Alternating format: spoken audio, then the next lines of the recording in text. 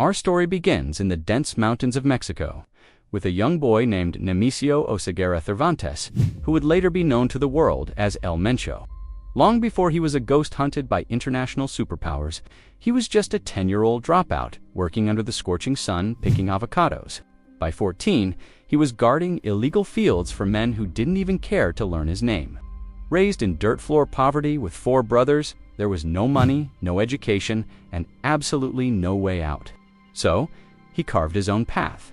In his late teens, he crossed the border into California, but instead of finding the American dream, he found the underworld.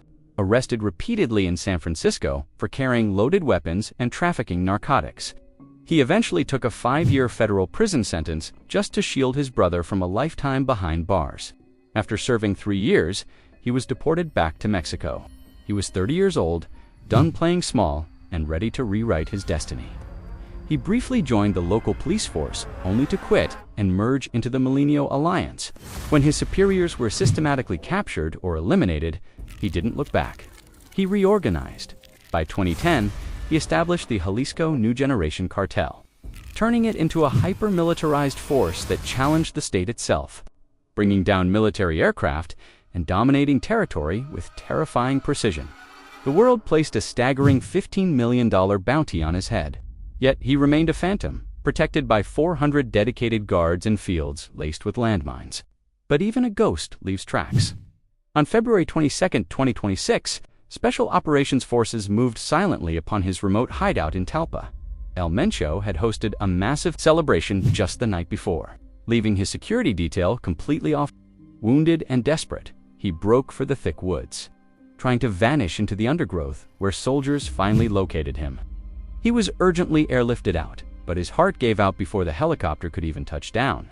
Within hours of his passing, the shadow of his influence caused chaos across 20 states, proving that even in his very last breath, the avocado farmer's son could hold an entire nation captive, far across the globe, in a completely different terrain. Another network was rising under a man who would become the undisputed Opium King. Born in 1934 in a remote Burmese village, Ken Saw's life was defined by loss before it even began. His father passed away when he was 3, his mother followed just 2 years later, and his only real education was survival. Raised by his grandfather, he never learned to read or write, but by 16, he was already leading his own armed street crew. He studied the trade from the inside, and by 1963, he struck a dark deal with the local government. Protect our roads from rebels, and the trade routes are yours. He grew immensely powerful, surviving brutal ambushes and even a grueling 5-year stretch inside Mandalay prison for treason.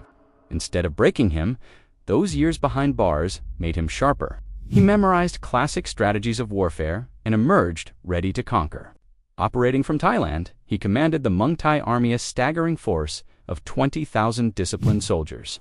At his absolute peak, his network controlled nearly half of the global market, moving product of such high purity that international agencies put a massive $2 million price tag on his head. He twice tried to negotiate with Western nations, offering to sell his entire harvest in exchange for legitimate foreign aid, but he was rejected. By the mid-1990s, the pressure was immense, and instead of fighting to a bloody end, Canessa played his final brilliant card. In 1996, he cut a secret deal with the military regime. He would surrender his massive army, and in return, he would receive absolute immunity, no trials, and no extradition. He retired to a luxurious estate in Yangon, surrounded by his massive wealth and comfort.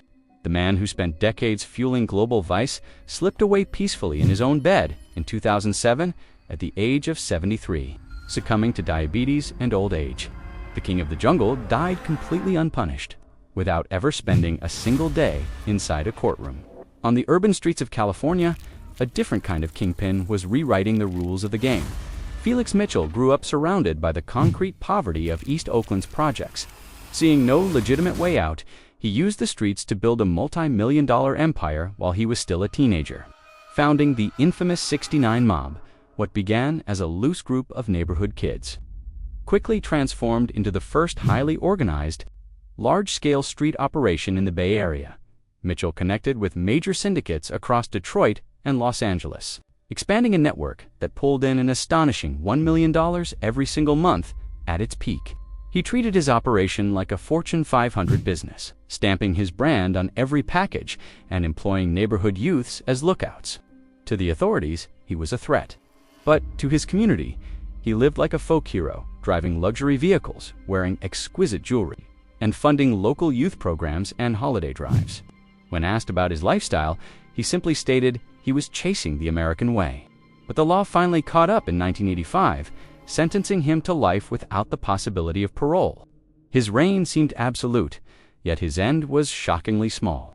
On August 21, 1986, just 2 days shy of his 32nd birthday, the man who controlled entire cities was targeted over a petty $10 prison dispute. Stabbed multiple times inside his cell at Leavenworth, he passed away that very night. His passing triggered a legendary funeral procession through Oakland, where thousands lined the streets to watch a bronze casket pulled by a horse-drawn carriage. Yet, the ultimate twist of his final moment was what followed, with his absolute grip gone. The streets fractured into endless conflict, creating a phenomenon experts call the paradox of control. The king was gone, and the neighborhood immediately burned to the ground. While some met their end in the streets or inside a cell, others tried to cheat fate by erasing who they were entirely. This was the desperate gamble of Amadou Carrillo Fuentes. He left his small Mexican village at just 12 years old, making a bold promise to anyone who would listen. He wouldn't return until he was rich. He kept his word. Coming from a farming background but learning the trade under his uncle, Amadou climbed the ranks with staggering speed. By 1993, after systematically removing his rivals, he seized absolute control of his organization and changed the game forever. He bought a fleet of over 30 Boeing 727 commercial airplanes, stripped out all the passenger seats, and began flying up to 15 tons of contraband per trip directly from South America. They called him the Lord of the Skies. At his absolute peak, he was worth an estimated $25 billion, bribing top-ranking officials and living more like a discreet corporate executive than a flashy gangster. But by 1997, his network began to fracture. International agencies were closing in, his protectors were being arrested, and investigators barely missed him at his own sister's wedding. Realizing his time was running out, he decided to become someone else. On July 4, 1997, he checked into a secure hospital under a completely fabricated identity. For 8 grueling hours, surgeons reshaped his face and altered his physical appearance. He was wheeled into a recovery room, but by the next morning, he was gone. At just 42 years old, the official report blamed medical complications from the anesthesia. The aftermath, however, was dark and mysterious. Months later, the medical staff who performed the surgery disappeared completely. Their remains found along a distant highway. To this day, rumors persist that the Lord of the Skies successfully pulled off the ultimate vanishing act, leaving behind a legacy where no one could ever truly prove where he went. But long before the modern networks ruled, there was a woman so ruthless she terrified the most hardened men in the underworld.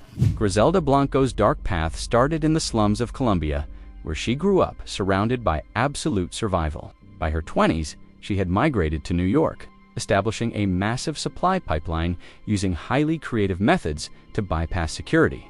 When she suspected her second husband of betraying her trust, she ended his life without hesitation.